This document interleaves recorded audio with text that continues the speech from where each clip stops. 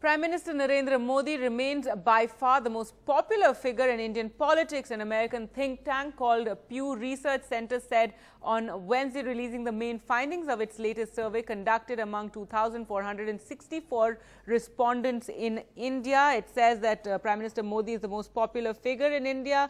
And his popularity is at 88%, while that's 30% ahead of Rahul Gandhi and 31 points ahead of Sonia Gandhi, and 8 out of 10 people think economic conditions are good. We must also add here that this survey was done in February and March this year. We spoke to the people behind the Pew survey. Very interesting research. Some of the things that have been highlighted. Prime Minister Modi's popularity ratings is extremely high despite 3 years in governance, and of course several big policy changes which seem to have impacted the economy. Tell us a little bit more about this finding. Well, what we found was that after 3 years in office, as you say, still almost 9 in 10 Indians have a favorable view of the Prime Minister. It's true that we did the survey in February and March, so we can't say today that he still has that level of support. But we do know we did the survey after demonetization. That did not seem to have any adverse effect on his popularity. And to have a Prime Minister who has been in power now for 3 years and still have such strong popularity is actually often a rarity in many democracies, because voters tend to tire of their politicians, but they certainly haven't tired of Narendra Modi yet. So you're saying, but this is about 7 to 8 months old, this survey, and do you think that there could have been a transition from that to now with the GST, and how a lot of the opposition has attacked the government on this, and they have seemed to make inroads in some states at least as far as the by-elections and so on are concerned? We really don't know, because as you say, the data is what the data is. But we do know that we took the survey after demonetization, and that did not seem to have an adverse effect, which, even though it was an issue that was certainly controversial at its time. So while we can't underestimate the impact of recent economic trends, I don't think we should overestimate them either.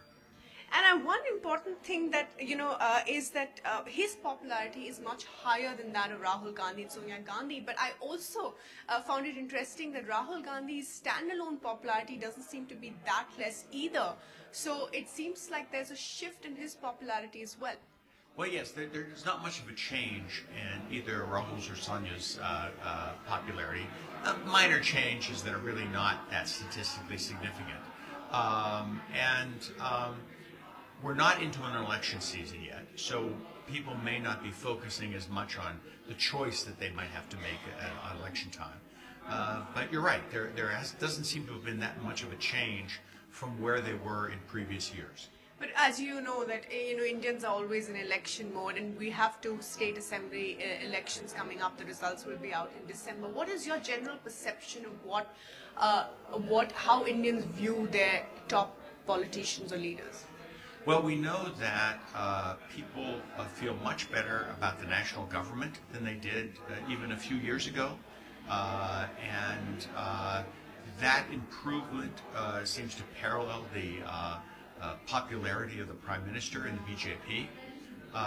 We know that the public continues to feel better and better about the direction of the country, and they feel quite good, or at least they did several months ago, about the state of the economy. Now, how that translates into local elections, which often can turn on other topics than the national topics, we just don't know.